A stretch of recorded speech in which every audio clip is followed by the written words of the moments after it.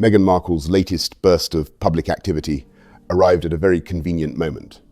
Just as negative headlines were building around her MasterChef Australia appearance, and just as Prince Harry's security battle was being pushed further down the list of official priorities, Meghan returned to Instagram with a glossy set of summer holiday photographs. On the surface, it looked like a warm family album. Meghan, Harry, Prince Archie, Princess Lilibet, beaches, relaxed smiles, travel moments, and a scene that appeared to place the children at Althorp, Princess Diana's childhood home and final resting place. But in royal media, timing is never just timing. The question is not whether a mother is allowed to share family photos. Of course she is. The question is why these particular photos appeared at this particular moment, and why the release seemed to function less like a private memory and more like a public relations reset. The context matters because Meghan had just faced a wave of criticism over her MasterChef Australia appearance by the High Court. And the Times is sort of humiliating him again, in a way, you could say, by reporting that because there is a historic number of former British prime ministers that must be protected, Prince Harry just doesn't make the list right now of importance. And a reminder of why nobody wants to pay for Prince Harry's security. So guys, we are going to get into sort of, I guess you could say, the three stories. That appearance was supposed to help reinforce her current lifestyle identity. Food, home, warmth, children, entertaining, seasonal produce, edible flowers, and the idea that cooking is her love language. She appeared as a guest judge, spoke about how food helps her connect with friends and family, and encouraged contestants to cook from the heart. Friendly coverage described the episode as sweet and successful, with some contestants and production sources praising her warmth and confidence. But critics saw something very different. They argued that the performance looked forced, that Meghan seemed to be borrowing the language of home cooking without sounding deeply rooted in it, and that the whole thing felt like another attempt to push a brand before the public had fully accepted the person behind it. Then came the reports of behind-the-scenes friction. News.com.au. And New Idea had carried claims that there was frustration connected to Meghan's introduction on the show, especially around the use of the word royalty. According to that reporting, Meghan's team had allegedly wanted to avoid that label, while Judge Po-Ling Yeo introduced the moment in a way that invoked MasterChef royalty before welcoming the Duchess of Sussex. The report suggested that Po was upset by being pulled into an awkward protocol issue. People magazine then published a very different version, citing a source close to Meghan who insisted she had a great time filming, got along well with the judges, and enjoyed working with contestants and crew. That response was clearly designed to calm the story. But for critics, it had the opposite effect. It looked like another example of Sussex damage control. A negative report appears, then a friendly outlet runs a softer counter-narrative. This is where the problem becomes less about MasterChef and more about credibility. If a similar report appeared about Catherine, Princess of Wales, many royal watchers might be skeptical because it would clash with years of public impressions about her behavior. But with Meghan, critics argue that the report fits a familiar pattern. For years, there have been stories about difficult working environments, strained staff, tightly controlled messaging, and public appearances that require follow-up clarification. That does not mean every negative report is true. It does mean the public receives them through a pre-existing lens. Once a reputation is established, every new incident is judged against it. So when a source says, Meghan had a wonderful time, and any suggestion otherwise is false, skeptics hear not reassurance, but spin. The MasterChef episode itself was also awkwardly positioned because Meghan's food persona remains under question. She is not being presented only as a celebrity guest. She is being presented as a lifestyle founder and home cooking figure, whose brand, as ever, depends on viewers believing that she genuinely belongs in the world of kitchens, gatherings, preserves, flowers, and domestic intimacy. That is a high bar. A person does not need professional chef credentials to be convincing, but they do need specificity. They need to sound as if they know what they do at home, what they love, what they fail at, what they make repeatedly, what they feed their family on chaotic days, and what actually matters to them beyond aesthetic language. So this was sort of funny because I was going to go with a different video today. I even have it filmed. I don't even know if I'll edit and post it. Maybe I'll just post it to the members. But I got to this point where I'm like, well, let's see what else is happening today, because it just wasn't totally satisfied with the video. And then all 3 stories dropped, all 3. And I'm like, okay, this has been an interesting day for Harry and Meghan. And it's just so funny how no matter what Meghan does, things never go well for her. And I think it's because she just brings... Meghan often speaks in broad emotional phrases: connection, nurturing, love language, sentiment, family memories. Those words can work beautifully when the audience already trusts the speaker. When the audience is skeptical, they sound like branding. That is why the edible flowers moment mattered. Edible flowers are harmless in themselves, and in the right dish, they can be elegant. But Meghan's critics see them as a symbol of her entire lifestyle problem: surface over substance, decoration over depth, prettiness over practicality. A serious food identity cannot rest on sprinkling flowers over something and calling it meaningful. The public wants to feel that there is a real person in the kitchen, not a curated mood board. MasterChef should have been a chance to show ease and authority. Instead, the clips gave critics more material to argue that Meghan is still trying to make a square peg fit a round hole. The Instagram photos then arrived as an immediate change of subject. A few days after the MasterChef reports, Meghan posted rare family images from the Sussexes' European summer holiday. The album included beach moments, pool moments, Archie in what looked like a plane cockpit, Harry with the children, Meghan with one of the family's dogs, and a picture that many outlets identified as being taken at Althorp.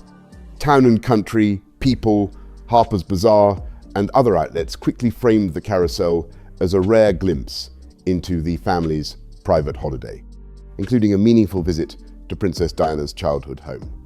Some coverage saw the Althorp image as poignant, Harry introducing Archie and Lilibet to the legacy of the grandmother they never met. But critics immediately saw a different story. To them, the photo drop was not innocent. It was Meghan using family, Diana, and British royal symbolism to pull attention away from unhelpful headlines. The timing was even more striking because it overlapped with the Commonwealth Games opening ceremony in Glasgow. King Charles and Queen Camilla attended the ceremony, making a playful entrance linked to Doctor Who's TARDIS. Negativity and toxicity wherever she goes. And because of that, every headline is negative, every story is negative, despite how, like, a situation might be fine. But because I think of her reputation and because I think of her attitude, her like elevated attitude from marrying Prince Harry, I think her arrogance and all these sorts of things, she has sort of really very much diminished her own money earning potential, because people look at her and they just see a mess. They don't want to get engaged with it. They don't want to get involved with it because it can only lead to disaster. And I think MasterChef is kind of sort of figuring that out. That inviting Meghan Markle, although I will say I believe her PR team lobbied for her to be. It was a cheerful royal moment, a nod to British popular culture, and a high-profile appearance for the King at a major Commonwealth event. Yet, Meghan's photo album quickly attracted a wave of media attention of its own. Some outlets described the release as upstaging or distracting from the Games. That may sound dramatic, but the royal media ecosystem thrives on attention competition. When Meghan posts family photos, especially photos involving Harry, Archie, Lilibet, and Diana's memory, she knows the coverage will come. Whether that was the intention or simply the effect, the result was the same. The Sussexes were back in the headline cycle. The Althorp image did much of the work. Althorp is not a random countryside backdrop. It is one of the most emotionally loaded locations in modern royal history. Diana grew up there, and she is buried on an island within the estate. Harry has written about visiting Althorp with Meghan in 2022, on the 25th anniversary of Diana's death, and the Spencer family remains part of his emotional support system. If Harry brought his children there, that could be deeply meaningful. But once a photograph of that visit is placed into a public carousel, the private meaning becomes public currency. It says the children were in Britain. It says they are connected to Diana. It says the Sussex family still belongs inside a royal emotional story, even if they no longer serve the monarchy. That is why critics read the image as a message. We were back, the children were here, the family line continues, and Diana's legacy belongs to us too. For Meghan, that is extremely useful. Her American lifestyle brand may be struggling to establish credibility on its own, but Diana remains one of the most powerful emotional figures in the royal imagination. A photo connected to Diana does more than show a holiday. It pulls Meghan and the children back into a lineage of feeling, memory, and royal relevance. It also provides a softer counterweight to more damaging stories. On it didn't go too well for them. Now, of course, the ratings will be kind of the end all be all. But Meghan, because of her attitude, reportedly really upsetting one of the co-hosts, maybe making her cry, and just the general attitude, Meghan has to come out and go, oh, no. It was fine, guys. It was fine. I had a great... No, you didn't have a great time, Meghan. I don't think you had a good time. Because I don't think, again, you really care about the topic you're trying to kind of weasel your way into, which is cooking, which is why it's not working. So, guys, let's take a look here. We'll begin with this story. Instead of talking about MasterChef tension or Harry's legal troubles, the public is invited to talk about grandmother, children, flowers, summer, and family. The Portugal element also deserves attention. Meghan and Harry have been linked for some time to a base in Portugal, and several outlets have reported on a European holiday that included Portugal before the family moved through or into Britain. Critics have wondered whether Portugal may be more than a vacation location. It could function as a staging post, close enough to Britain to make royal-adjacent visits easier, far enough away from Britain to preserve the Sussexes' claim to independence, and potentially less expensive or less complicated than maintaining their large Montecito setup indefinitely. That remains speculative, but it fits the wider reporting that Harry and Meghan may be reconsidering their long-term position in America after years of diminishing returns.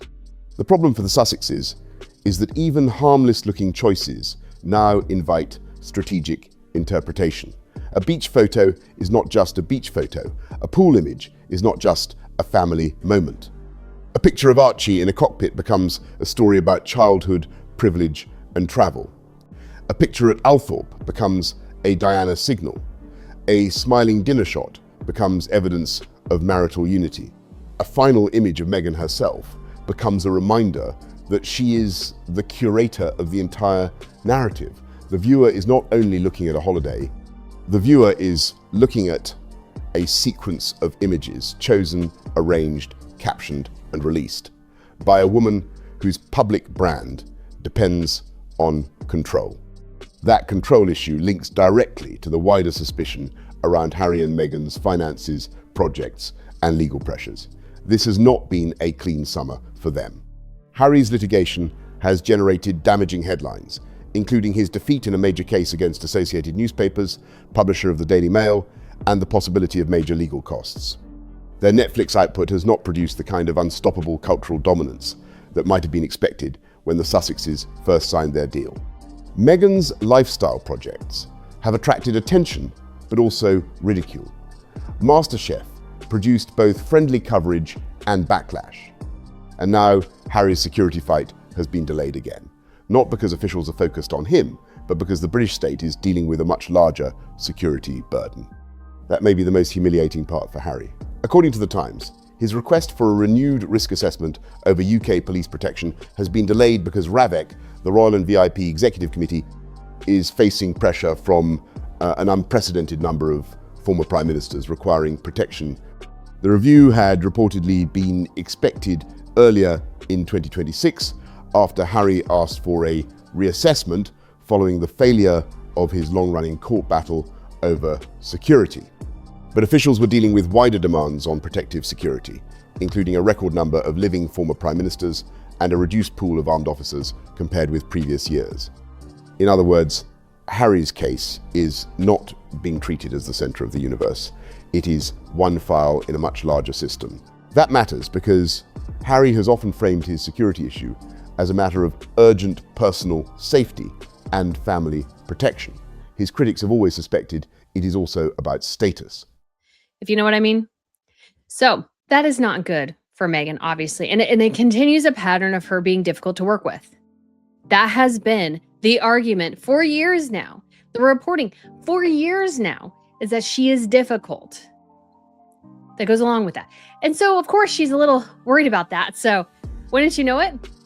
Now we have to finally show up on Instagram. Actually, it's kind of funny because one of the things I said is we haven't seen Harry and Meghan together in several months. And then she's like, boom, look, we're in love. Automatic police protection is not just protection. It is a visible sign of belonging to the official royal and state structure. It tells airports, police forces, institutions, and the public that the protected person remains part of the machinery of government and monarchy. When Harry stepped back from being a working royal in 2020, he lost the automatic entitlement to that level of protection. Since then, his visits have been assessed case by case. That arrangement frustrates him. But from the government's perspective, it makes sense. Public resources follow public duties and assessed risk, not personal grievance. The former Prime Minister issue exposes the resource problem. Britain has had political instability, rapid changes of leadership, and now an unusual number of living former premiers who receive security because they have held the highest elected office in the country. These are people who made policy decisions, took positions on war, security, immigration, prosecution, foreign affairs, policing, and economic hardship. They may face threats connected directly to decisions they made in office.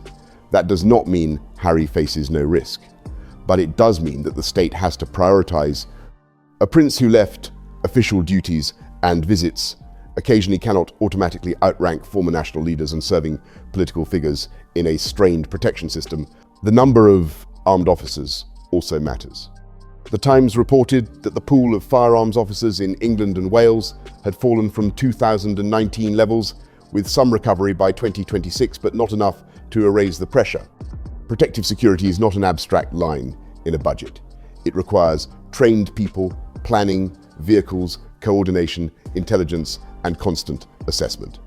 If those resources are stretched, the question becomes unavoidable. Who truly needs state-funded armed protection? And who can rely on private security with police support only when specific circumstances require it? For critics, Harry belongs in the second category. He has private means, private security options, and no current working royal role. That is also why Anne Widdecombe's killing became part of the broader debate. Widdecombe, a former Conservative minister and Reform UK spokesperson, was found dead at her home in Devon in July 2026. A man, Joshua Kerry, has been charged with murder, and prosecutors told the court she had been attacked with a hammer. Counter-terrorism police became involved as authorities examined possible motives. Proceedings are active, so it is important not to speculate as fact about motive or guilt beyond the charge. But the case has undeniably intensified conversations about the safety of politicians and people in public life. Parliament, Reform UK, and the Home Office have all faced renewed questions about whether security provision for MPs, former MPs, and party figures is adequate. In that context, the argument for prioritising political figures over Harry becomes stronger. A serving or former politician may be targeted because of policies, party affiliation, public speeches, constituency work, or political conflict. Nigel Farage has reportedly faced a very large number of threats, including death threats, and the chair of RAVEC was expected to meet with him over security concerns. These are not abstract worries. They arise in a climate where political violence has already scarred Britain through the murders of Joe Cox, Sir David Amess, and now Widdecombe's case. Harry's critics argue that his situation is not comparable. He is famous, controversial, and sometimes disliked, but he is not enacting policy, he is not representing a constituency. He is not a former Prime Minister. He is not carrying the same democratic exposure as someone in frontline politics. Harry's supporters would answer that he remains a high-profile member of the royal family, the son of the king, the brother of the future king, and a public figure who has served in the military and spoken openly about security risks. They would say his family has faced credible threats before, and that the state has a duty to protect people who are obvious targets because of royal birth. That argument deserves to be heard. But the counter-argument is that Harry cannot keep the benefits of royal status after choosing to leave the obligations of royal service. If he wants full-time, automatic, state-backed security, critics say, then he would need to be fulfilling a role that justifies it. Otherwise, he is asking taxpayers and already stretched police resources to support a private life. This is where the security debate becomes entangled with money. Harry and Meghan have built a life that requires expensive infrastructure, a major home, private travel, staff, PR, legal battles, and security. If state-funded protection is denied or limited, the couple must absorb more of those costs themselves. Critics suspect that this is part of Harry's frustration. The issue is not only whether he feels safe, but whether he wants someone else to pay for the apparatus that makes him feel and appear royal. That may be unfair in part, but the perception exists because the Sussexes have repeatedly blended private interest with public entitlement. And didn't respond because he's hanging out in the sun being perfectly fine. Again, the security debate over Harry needs to end. It just needs to be kiboshed by the government and said, no, we've made our decision. Unless a significant change occurs, you are fine, you are safe. We welcome you to come back. And looking at this entire situation, Harry and Meghan just haven't had a great summer. Things have not gone particularly well for them. Things are not popping off. We have no clue if there's any production. Meghan's holiday photos therefore land differently when placed beside the security story. A family posting luxury travel images from Portugal, California-like beaches, private settings, and a meaningful visit to Althorp is not the most persuasive backdrop for asking the British public to fund or prioritize royal-style protection. The optics are difficult. On one side, the photos say the Sussexes are free, global, relaxed, and in control of their own narrative. On the other side, Harry's security case says they are vulnerable, constrained, and in need of state support. Both things can be true to some degree, but together they create tension. The public sees privilege and complaint at the same time. The Daily Mail litigation adds another layer. Harry's court battles have been central to his post-royal identity. He presents them as a fight against the press, against intrusion, and against a culture that harmed his mother and his family. But litigation is expensive, risky, and publicly bruising. When he loses, the defeat reinforces the image of a man trapped in grievance. When potential costs loom, it raises questions about money. When security claims continue at the same time, critics see a prince who wants to fight every battle while someone else carries the consequences. That is why the Times report was so damaging. It made Harry look less like a central constitutional concern and more like a lower priority claimant in a crowded queue. The broader Sussex story is therefore one of attention and priority. Meghan wants attention when it helps her brand, but pushes back when the attention becomes negative. Harry wants priority when it comes to security, but the state has more urgent priorities. Meghan wants the domestic warmth of lifestyle content, but critics do not believe the warmth is real. Harry wants to be taken seriously as a security risk, but critics see the performance of importance. Together they want royal relevance without full royal duty, privacy without silence, and sympathy without sustained public accountability. Those contradictions are why every small story becomes part of a larger pattern. Even the Commonwealth Games opening fits that pattern. King Charles and Queen Camilla appearing from a TARDIS was a light, national, slightly theatrical royal moment.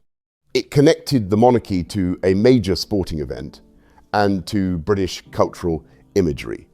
It was not world-changing, but it was the kind of official royal engagement the monarchy exists to support: national ceremony, Commonwealth connection, public service, and continuity. Meghan's photo drop appearing in the same news cycle reminded critics of the difference between working royal duty and Sussex celebrity management. One side is attending an official event, the other is releasing curated private images. Both attract attention, but the meaning of the attention is different. That difference is what Harry and Meghan have never fully resolved. They left because they wanted freedom from the constraints of royal duty, but they continue to rely on the symbols, titles, relationships, and emotional currency of royalty. Althorp gives them Diana. Highgrove gives them Charles. Portugal gives them Europe. In the work, Harry lost his massive case. He had a disastrous attempt to visit the UK that just went from embarrassment to embarrassment with one little high and then just a series of absolute disasters. And Meghan attempts to distract by, oh, look, we're having fun on our holiday. But at the same time, you know there has to be stress.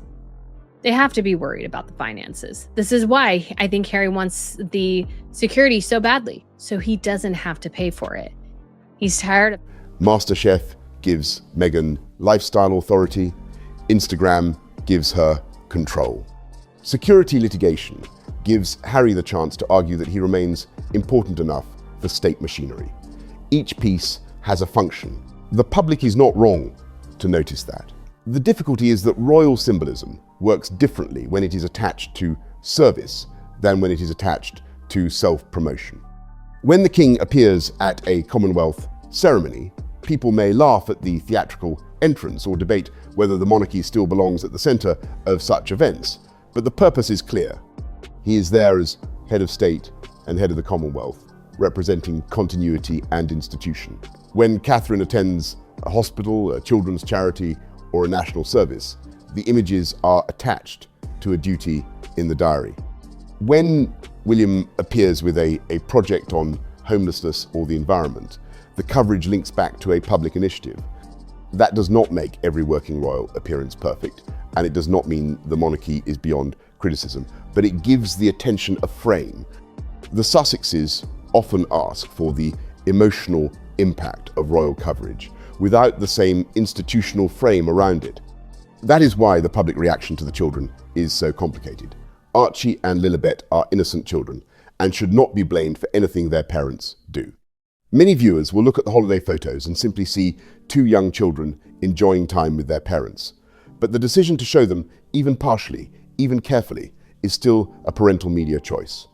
Harry and Meghan have repeatedly spoken about privacy, safety, intrusion, and the harm that public exposure can cause. Then, when it serves a softer narrative, images connected to the children appear in a curated public album. Critics see a double standard. Privacy seems to mean protection from unwanted coverage, not absence from coverage entirely. The children are shielded from the press when the coverage might be uncontrolled, then offered in glimpses when the coverage can be shaped.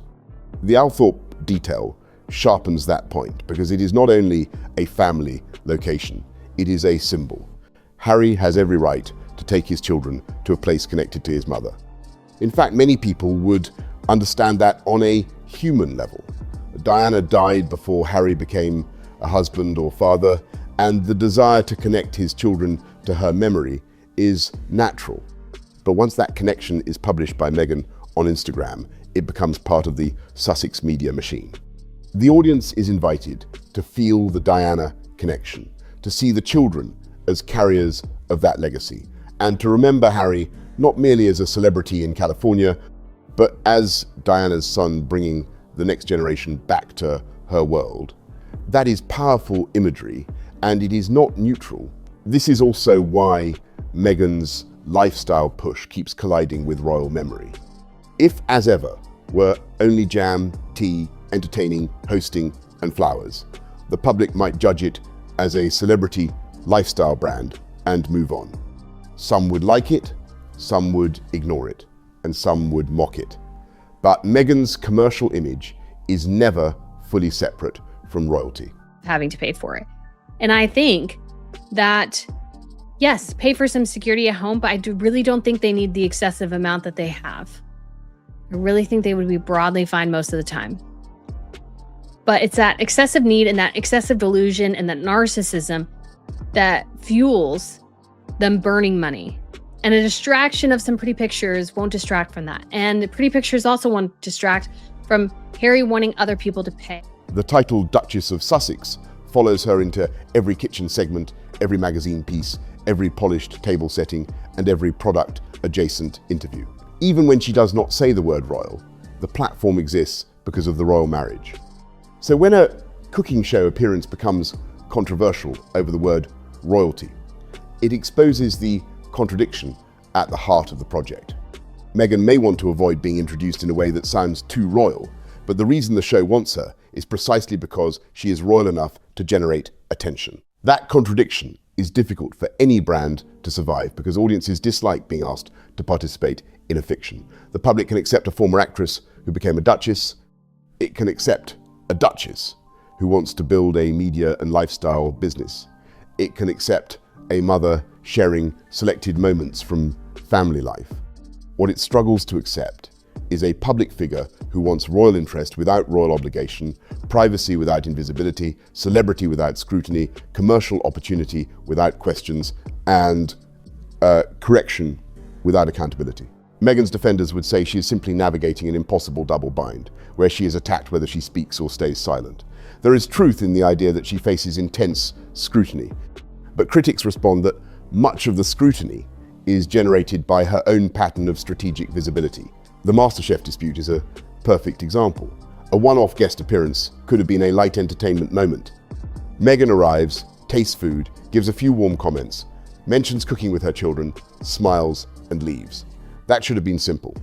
Instead, the story became about introductions, status, backstage reaction, friendly rebuttals, and whether Meghan's team was trying to manage language too tightly. The more sources tried to soften the story, the more the story appeared to need softening. That is the trap of modern PR. If a denial is too quick, too polished, or too closely tied to a sympathetic outlet, it can make even a small issue look larger. It tells the audience that someone is nervous. Harry's security battle faces a similar perception problem. If he quietly accepted case-by-case arrangements and made occasional visits with careful planning, the story might cool down. But legal action, interviews, and repeated public arguments keep the issue alive. Every time it returns, the public is reminded of the same question. What exactly does Harry believe he is owed? Safety is a legitimate concern. Nobody serious should pretend otherwise. But entitlement is the emotional word many critics attach to the case because Harry's demand appears to sit somewhere between personal safety, public status, and financial burden. The more he argues, the more the state appears to be saying that his feelings are not the same thing as an official security requirement. Taken together, the photo album, the cooking show pushback, and the security delay show a couple still trying to manage image through carefully chosen pressure points. Meghan uses warmth, motherhood, food, and Diana-coded family imagery. Harry uses risk, inheritance, royal birth, and the unresolved trauma of what happened to his mother. For his family and his security, and people are like, we can't eat. One of our politicians was assassinated. And honestly, buddy, your problems are not anything we are worried about. So guys, those are my thoughts on those three stories. Please let me know yours down below. Thank you so much for watching, and I shall speak to you again very soon. Bye. These are emotionally powerful subjects. They are also subjects the public has heard from the Sussexes many times. Repetition dulls sympathy. After years of legal and media battles, some begin to hear strategy rather than vulnerability. That is the deeper reason a glossy summer post could not fully erase the harsher headlines. It did what it was supposed to do in the short term. It generated coverage, gave friendly outlets attractive material, and moved the visual mood away from conflict. But it also reminded critics of the larger pattern. The Sussexes are not silent private citizens being dragged reluctantly into the news. They are active participants in the news cycle. They release, brief, deny, correct, accuse, reveal, withhold, and reappear. Then, when the response is negative, they often frame themselves as misunderstood victims of a hostile media environment. That cycle has become familiar, and familiarity is dangerous for public figures who rely on surprise and sympathy. At the same time, it is worth acknowledging that not every interpretation has to be cynical. Meghan may genuinely have wanted to share family holiday memories. Harry may genuinely want his children to understand Diana's story. Meghan may genuinely have enjoyed MasterChef. Harry may genuinely feel unsafe in Britain. The problem is not that the charitable explanation is impossible. The problem is that Harry and Meghan have spent years making charitable explanations harder to accept. Trust is cumulative, so is distrust. Every lawsuit, every briefing, every contradiction, every highly polished emotional moment, every friendly magazine correction, and every carefully timed post becomes part of the public's mental file. That is why People magazine's defense of Meghan on MasterChef did not end the discussion. It may well be true that she had friendly exchanges on set. It may be true that some contestants enjoyed her.